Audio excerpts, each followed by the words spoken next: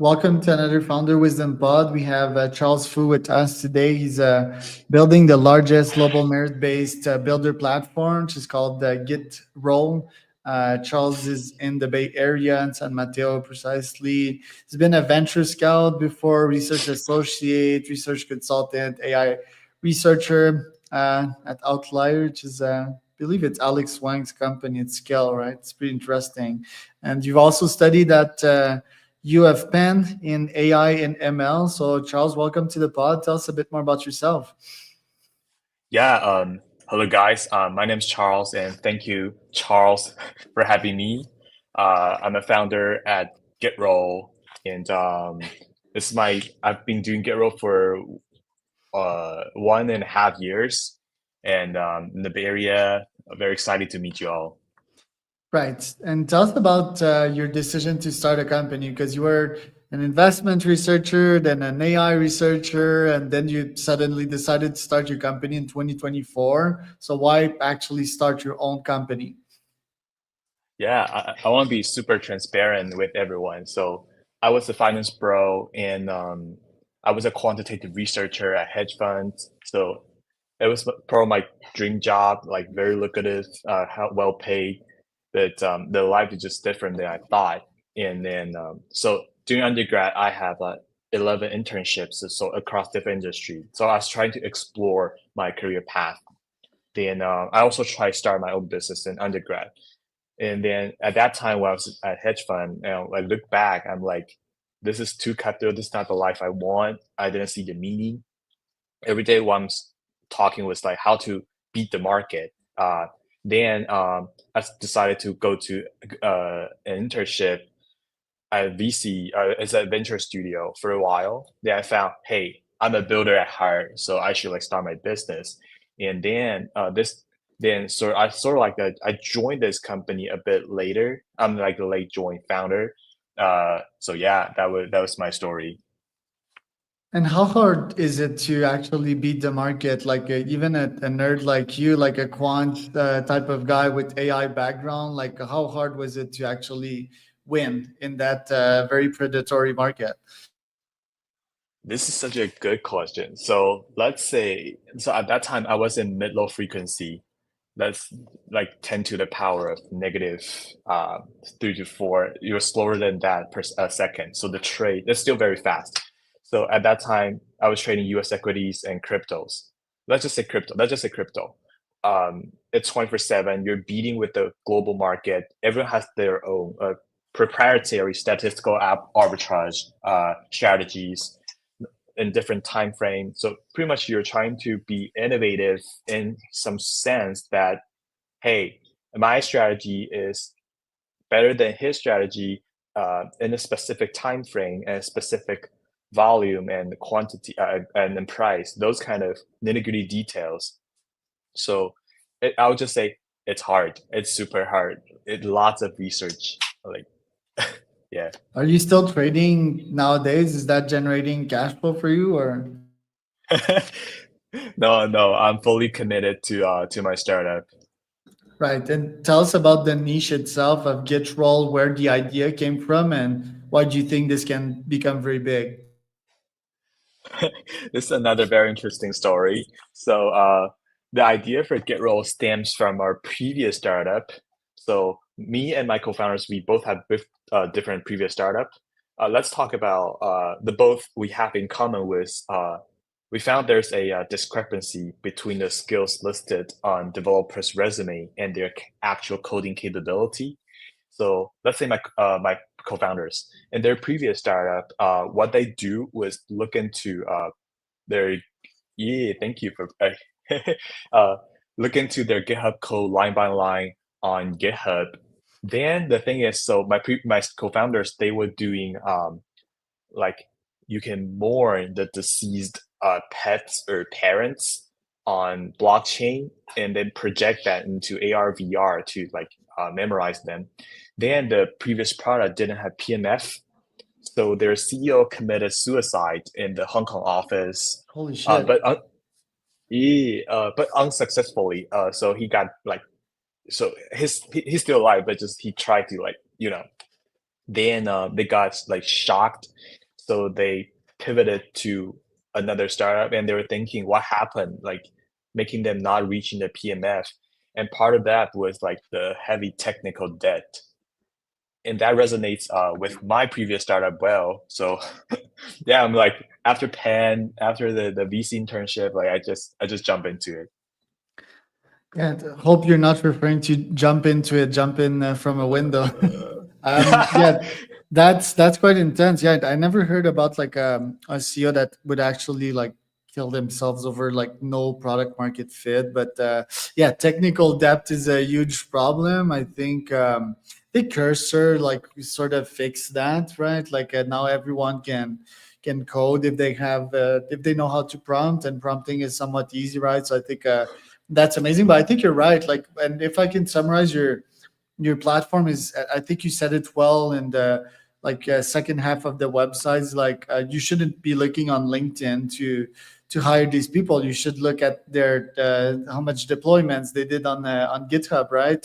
How much commits and so forth. So looking at their code base, analyzing that, and then giving them a score, for example, and a company fit, which is what you're doing. What should company pay to use your actual platform? What's your pricing model? Oh, pricing model. So right now we have three. So number one is a simple subscription to our talent pool. That's $69 per month. And number two was we help you hire developers in developers way. So charge commission. Number three is like it's just custom deals. Right. And you, I believe, had funding for GitRoll, right? Like, what are your top objective this year? Is it raising more capital, investing time in the platform, go to market? What are your priorities this year? Right now, it's May, so we're GTM at the moment, planning to raise the third round in the summer, and the goal is to crack the PMF code and break into Series A this end of 2025. Right. And tell me a bit more how you're gonna do that. Like, what does your GTM looks like, and who's your ideal customer persona? Gotcha. Like the website you just saw, actually, that was a new version. Like we released that a week ago. So right now we're going to be like mass marketing and also mass outreach.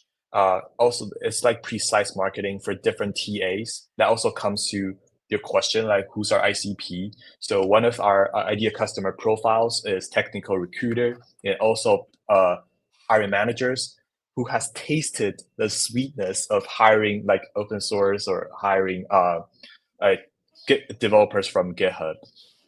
Right. Also, like your background. I mean, you've been quite gifted at university. I've seen some of the honors that you had. Like, I believe you started your life in Taiwan, right? And then you immigrated in the US at some point. Tell me a bit more about your background and your own story as a founder. Okay. So I'm born in Taiwan and studied a bit in America, and so it's like my family members they married to like four Americans. So I'm very lucky to have a family of entrepreneurs. So I learned from when I was little that the world is like sort of like unfair in some sense and also fair in some sense. I got to know how to like choose my own life and pursue what I really want. So then just follow their footsteps. I see many industries. So let's say some in construction, some in like automobile, some in international trade. Um, yeah, so you got to see a difference, all walks of life. It's just within one family. So the topic of conversation is very different when everyone's gathering all together. So that was like my childhood, and I also got very lucky. I like to learn as well. I'm curious about the world, so I travel a lot, and then yeah, just like you see the world, you see how big the Earth is, you see how small we are in the universe, all those kind of things. So it's getting a bit philosophical, but it's like it just you got to learn that we are unique and like we only live once. I mean, you gotta choose your life you want, and when you set a goal, you got a direction, you just all in. That's all. If you fail, learn from experience. And you got. I fail all the time. I fail every day, but I learn a lot every day. Right. And your parents, when you left your fancy quant jobs, were they like, yeah, what are you doing? Do they understand that like the potential of being a founder can be greater at some point? Oh, so that's a very different thing. So my parents, they're born in Asia, right? So, but they're not the typical, they're not the typical Asian parent that everyone has the stereotypical thing about. They're very liberal. Uh, they just, when I say, like, mom, I think I prefer to start my own business. And she's like, hey, are you happy when you're doing that? I say, yeah, I'm excited and I'm happy. And it's like, hey, just do it. It's like you're young. You're young. If you fail, you go back. You still have the capability to learn back the quant know-how, but don't regret. Yeah. Right. And how is Taiwan different from China? Because I lived in Hong Kong for 6 months, and I've seen the difference with mainland China. By the way, I love both. You know, like I think right now US is like at a pretty useless war with China. I think China is amazing. Yeah, most people have never stepped foot in China. But how is Taiwan different from mainland China, for example? Gotcha. So for the difference is mainly, I'd say, let's not talk about politics. Forget about that. I think it's like provincial. It's like every province has its own like culture. I think mostly it's culture and the people, but I think a lot are in common. It's pretty much lots of things are. It's just the same. I mean, there's two places are both like very beautiful and people are kind. Uh, I really like my mom was born in China, but he married to my dad in Taiwan. So um uh during Chinese New Year's I go to Hunan in China to visit my grandmas there. But I don't feel like there's not that intense as people see on TV. It's totally different. People are just kind. For difference, I think it's just culture. But for the nitty-gritty details, there's not much difference, you know. Right. Yeah, I'm from Quebec, for example, in Canada. Quebec is somewhat different from the rest of Canada. It's French speaking. There's French culture, right? There's all kinds of micro differences, but yeah, it's very similar to the rest of Canada. And matter of fact, very similar to the U.S., right? Like I think yesterday, Mark Carney was meeting with Trump, you know, and having a discussion about Canada and the 51 state and all of that. So it's always quite interesting. But yeah, I think generally speaking, US, for example, the coasts are quite different from the center. So SF and New York are very much more liberal places. I think that's a common theme. I think it's important that we stay on the liberal front, because if we give people freedom to pursue what they want, right, and build something that is meaningful for them, I think that can be great. Regarding this, what effect do you think that AI will have on jobs in the workforce? Do you think it will slash a bunch of jobs once the agentic revolution is fully on, or do you think it will mostly amplify them and not impact the market too much? For this question, I would like to share the interviews I had the first quarter in 25. I've done 100-ish interviews with HR executives and engineering leads. So I'll just share the outcome result with you guys. So there's like three things. So number one, for let's say the demand. So let's say for engineers, demand for junior roles is getting less, mid-level remain unchanged, and for AI engineer, it's hiring on the rise. But and that's number one. And oh, sorry. And number two would be the add-on. It would be like for recruiters, the number of recruiters getting less because a lot of the manually repetitive work have been automated by SaaS or agents, and they're doing a great job. And you can see in the Bay Area, they're like 10K, 20K HR tech companies, everyone's doing a great job. It's all about different ecosystem. And number three was so let's talk from the supply side, for the candidate side. You see that people pretty much look perfect on paper now, and they nail the interviews. And there are so many. You guys all saw that those tools that help you nail the it just pass the interview with flying colors. Those tools. So the trend is that companies are returning back to on-site interviews in live coding, like we talk right now. It's live, and nothing can be faked. So that was like big trends and supply demand side. But let's say for the venture capital side, for VC side, you see that vibe coding has brought many, excuse my language, subpar products to the market. But really, it's only the painkillers, not the vitamin, will stand the test of time. That's a general consensus. And for I say for the company side, while they're interviewing candidates, now they're gonna dig a lot deeper of the logic flow of what you said. So if the question goes like, can you be consistent with what you claim you have and you need? And so that's from company side. So there's another thing that let's say last week I went on a HR execs dinner, and I heard now their company's hiring philosophy is if the candidate can say I don't know, or I would like to learn from that ABC, instead of pretend we know everything. So now they're hiring those people who are humble and curious.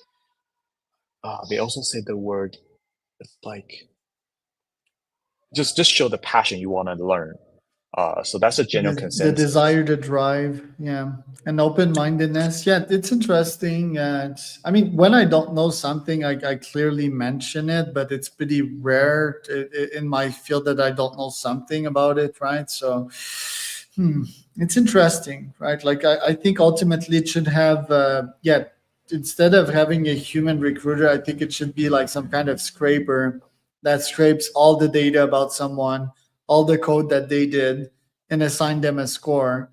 And yeah, if they want to record themselves in a pre-interview with an AI, an impartial AI that would interview them on a call, I think that would be great. I just think like, yeah, asking them a question and expecting like an I don't know is a bit subjective, you know. And yeah, I'm just worried also for these jobs that I don't think, I think a bunch of jobs will be slashed off, recruiter being one, right? Like in the future, I think 10% of the best recruiters would stay.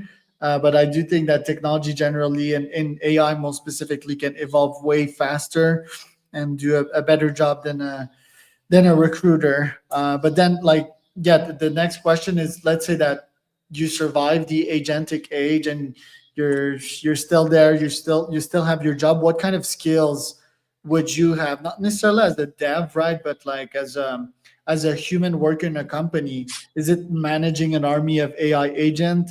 Is it connecting them together? Is it that every single job in an organization you'll need to be somewhat technical? To know about connecting agents, asking them reports, develop like entrepreneurship also as a super skill. What kind of skills, human skills, do you see surviving the agentic age? So this is a very good question. So I'll answer this one by giving a quick short story. So many people ask us whether they should let their kids learn computer science in 2025. And I would say the answer is yes.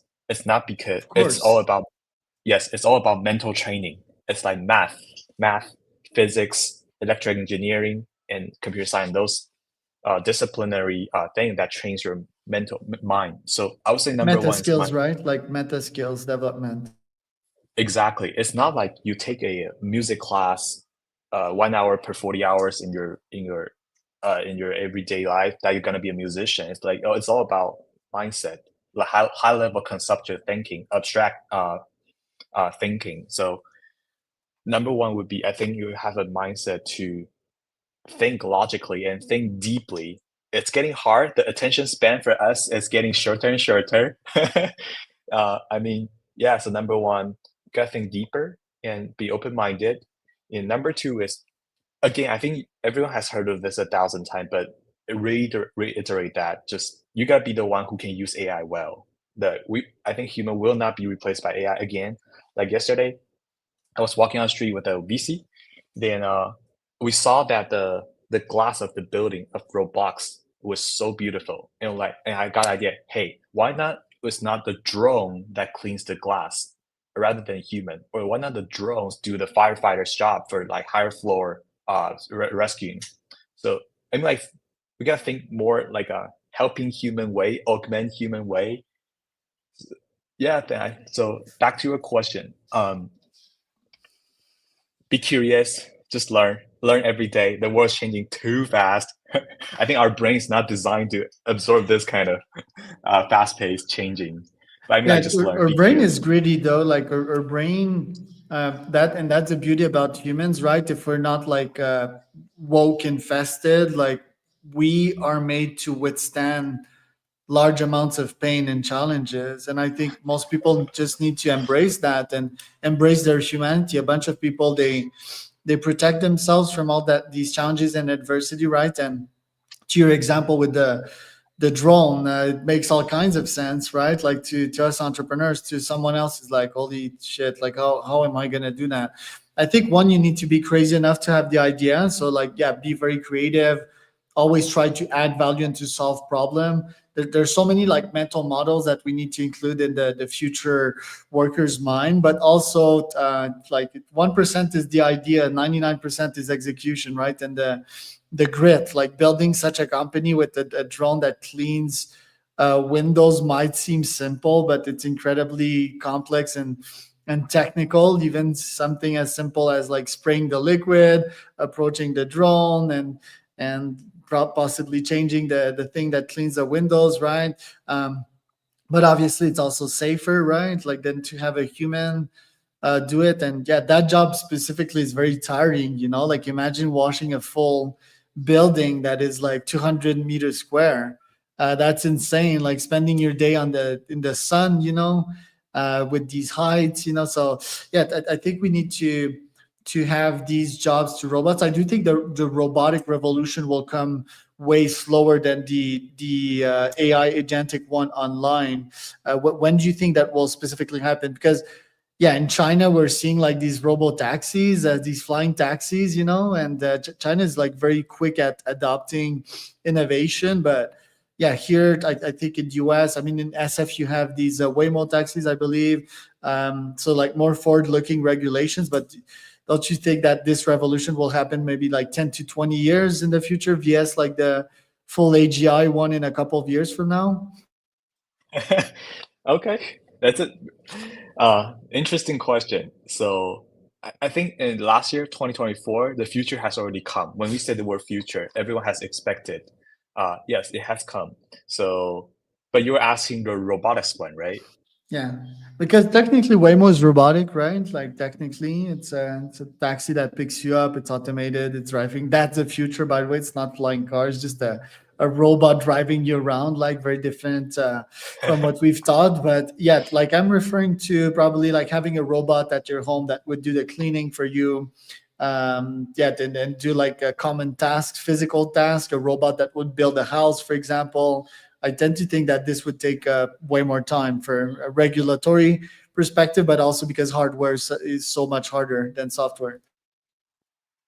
I'll talk from a hard software standpoint. So I think that also trace back to the source. So like the purpose of coding language is like the big ultimate goal was be using natural language to code everything, right? It should be the software goal. I think we're at 2030. I think we're gonna be close to that. 2030, very close to that. But right now there's a problem. So humanity comes into the competition right now. So there's greed to secure own ecosystem. You see many LLM models, their companies, they're very close to some sort of like uh, breakthrough milestone for natural language coding languages. But right now you see they're fighting for ecosystem. That's where the money, all this thing comes in. So I think it's all because of humanity and legislation and all those kind of arbitrage, like know-how arbitrage that makes this progress a bit slower. But I say 2030 is a pretty decent time. Yeah. Let's see what happens. We're gonna stay tuned. Charles, where can people find out more about you and your company? Oh, just go to GitRoll.io. It's like GitHub and Rick and Roll. That's how we come up with the name. Yeah, Rick Roll, gotta love that guy. So that was Charles Fu, and